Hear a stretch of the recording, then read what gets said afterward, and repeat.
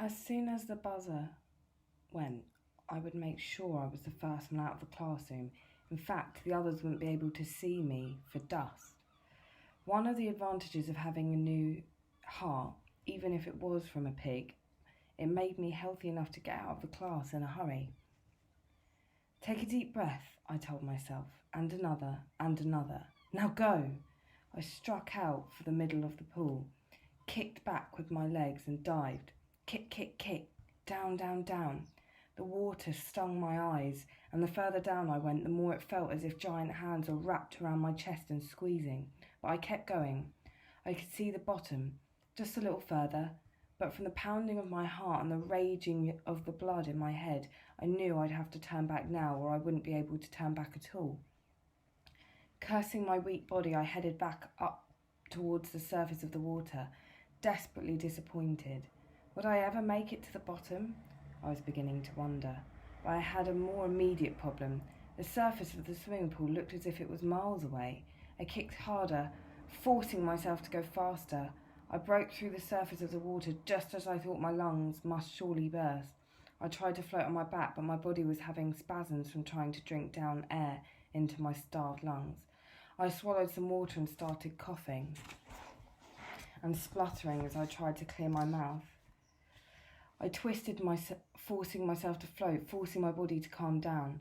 My heart, which had been racing so fast it seemed to consist of just one continuous beat, began to slow down. But I had a pain in my left shoulder and I felt the left side of my neck. I felt sick and my lungs were hurting and the pain didn't ease as I began to breathe more normally. I made my way to the side of the pool and hauled myself out. Even that was a major effort. I was so tired. I went back to the changing rooms, had a shower and decided to head straight home. But by the time I put my front door key in the lock, the pain in my shoulder had passed, but I still felt a bit sick. I'd been feeling vaguely nauseous for a few days now and it was getting worse, not better. I closed the front door behind me. I could hear one of Mum's favourite Lenny Kravitz songs playing softly in the living room. I tiptoed to the living room door, which was open. I peeked through the crack between the door and the door frame. Mum was sitting on the sofa with her feet up on Dad's lap and Dad was massaging her toes again. That's very relaxing, Mum smiled at Dad. Alex had stopped kicking me and gone to sleep. She patted her bulging stomach.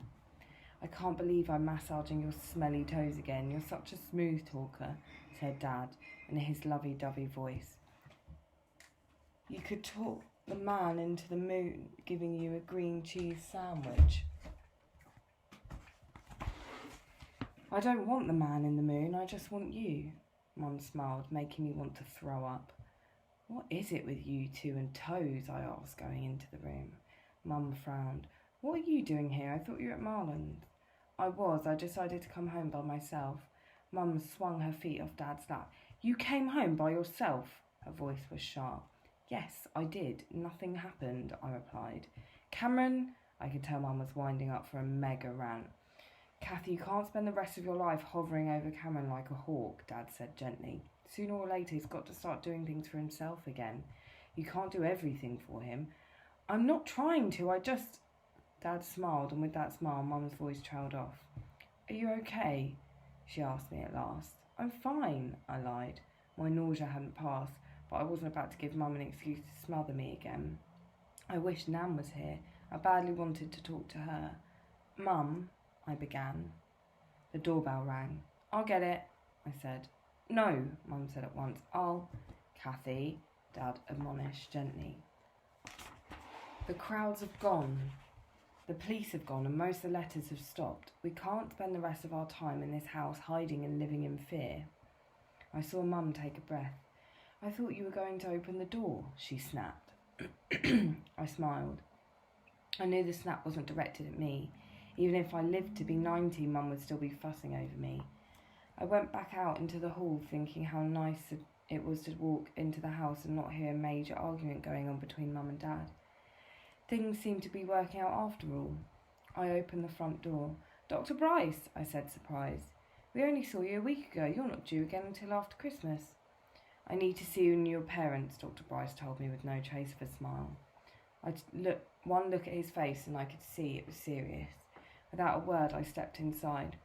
Dr. Bryce came into the house and headed straight for the living room. I closed the door slowly behind him.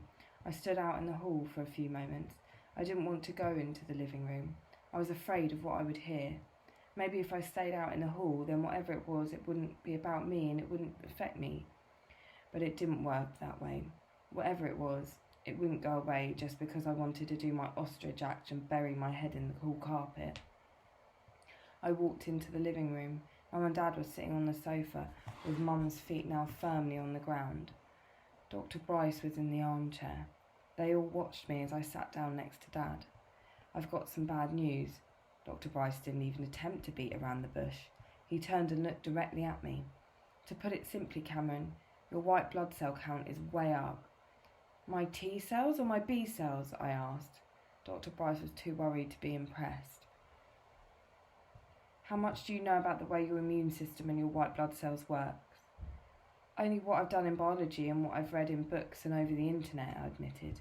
Hang on, what does this all mean? Dad asked quietly. A deep silence filled the room. It means, Dr. Bryce began. It means that maybe my body is starting to reject the new heart, I interrupted, never taking my eyes off the doctor. Not necessarily. It may just mean that we need to rethink the dosage and content of your anti-rejection and immunosuppressant drugs. The trouble with all these drugs is that it will be a fine balancing act between what and how much of each drug you should get. I thought you said you'd develop a new drug, a complement blocker that would stop Cameron's body rejecting his heart. Mum's expression was stony. We have, I think. I hope we just need to amend the dosage.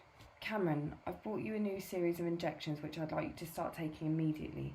I'll take the old ones back with me. More injections? Mum dismayed. We've reached a deal with a pharmaceutical company only this week. They've agreed to start manufacturing the drug in tablet form from the new year. We don't have the resources at my clinic to do that, so hopefully the injections won't be for too much longer. Cameron, I also want to change the immunosuppressant tablets you're taking. I think we need to be more aggressive. Will all this work? I asked. It's impossible to tell. All we can do at this stage is monitor you closely and keep fine-tuning the dosage of the various drugs you need to stop your body rejecting your new heart. Dr. Bryce dug into his large briefcase and brought out a clear plastic box full of vials. We don't want your body to reject your new heart, but at the same time we don't want to leave your immune system so weak that you couldn't fight off a cold if you caught one. I understand, I nodded. How have you been feeling, Cameron? Have you been feeling more tired than normal or maybe a bit ill? No, I shook my head. I've been feeling fine. Great, in fact. Dr. Bryce studied me. I think I should go back to seeing you weekly rather than monthly. What about my fortnightly checkups at the local hospital? Do you still want me to go there as well? Yes, I think so. I'll speak to the hospital. I also want to change a few of the tests you should regularly have. I shrugged. Okay, if you think I should. I do, Dr. Bryce replied. Well, I'd better go upstairs and get on with my homework, I said, jumping to my feet. No one told me to stay, so I didn't. I left the room and forced myself to run up the stairs, even though I was dog-tired. When I got to my room, I chucked myself down on the bed, gasping for breath. My heart was pounding again. I told myself that the stairs weren't responsible for my racing pulse. It was Dr. Bryce's news, but I knew that was only partly true. I thought of Alex downstairs waiting to be born, but the thought hurt, so I turned my thoughts to my swimming pool at the local leisure centre instead. I'll make you a deal, I spoke to my new heart. I'll play Daredevil Dive just once more. If I manage to touch the bottom of a pool, then you can stay inside me and not cause any more trouble. And you, I spoke to the rest of my body, you have to leave my heart alone and let it get on with pumping my blood around my body, okay? Okay, everyone? I'll try to touch the bottom of the pool just one more time. And if I manage it, then we all live together until we're 90, agreed? It was agreed. I'll go to the pool after school tomorrow. I was in control once again. Not my body, not my heart, but me. All I had to do was touch the bottom of the pool. My future was now back in my own hands. Chapter 24. Losing. Marlon, I still don't know why you're here, I said crossly. Today of all days, I didn't want any company while I swam. Today was too important. I was scared but determined. Touching the bottom of the pool was like tossing a coin. Heads I win, tails I lose. I like to swim occasionally too, Marlon replied. But it's not even Tuesday. You and the others only ever come swimming on a Tuesday. Marlon smiled at me. There's no law that says I can't come swimming on a Thursday instead. I was about to argue, but I thought better of it. If I protested too much, Marlon might realise that I was up to something. But I was still annoyed. I bundled my bag and clothes into the locker and banged it shut. So what have you been doing here every afternoon anyway? Asked Marlon as we both made it for the pool. Just kicking about and swimming. I've been trying to build up my strength and stamina. Swimming is brilliant exercise, I replied in what I hoped was an offhand manner. Fancy a race? Just a width but underwater, Marlon challenged. Under normal circumstances, I would have snatched his hand off, but these were hardly normal circumstances. I didn't want to waste any of my energy on a race. I knew I didn't have much energy to spare. I smiled. Maybe later. I sat down at the edge of the pool and slipped into the water. It was cool, verging on cold, and made me grasp. I held onto the bar which ran around the side of the pool and kicked out leisurely with my legs to warm myself up a little. Marlon dived straight in and immediately struck out for the other edge of the pool. I watched him for a few moments. I was so glad Nan had talked some sense into me. It was a pain that Marlon had insisted on coming to the pool with me today, but I was glad we were still friends. I think if it hadn't been for Nan, I might never have had sense enough to let go of my anger. It was strange the way things turned out. Before my heart operation, everything had seemed so clear. I didn't have long to live, so I knew that my priorities were my family and my friends. Yet after my operation, for a while, my priorities had become completely messed up. So what was important to me now? I couldn't see past touching the bottom of the pool. My friends had all done it, but that wasn't the reason. It was a challenge I'd issued to myself. It was my way of proving that I was as good, as healthy, as deserving of life as anyone else. I looked across the pool. Marlon had almost reached the other side. I'd have to act fast. This was it. Now or never. Do it now while I was still fresh and had the energy. I let go of the bar and began to tread water. 1, 2, 3, go! I swam to the middle of the pool, took several deep breaths and dived down and down and down. I didn't stop even when my lungs screamed at me for air, even when my heart shrieked at me to turn back, even when my blood roared at me to stop. I kicked my legs and went down further. And I touched the bottom. It was an icy cold beneath my fingers, but I had reached it. Elated, I turned around and kicked against the bottom of the pool to give myself an extra push back up to the surface. Except the surface was a long way away, and halfway up through the water I knew I wasn't going to make it. Consequences.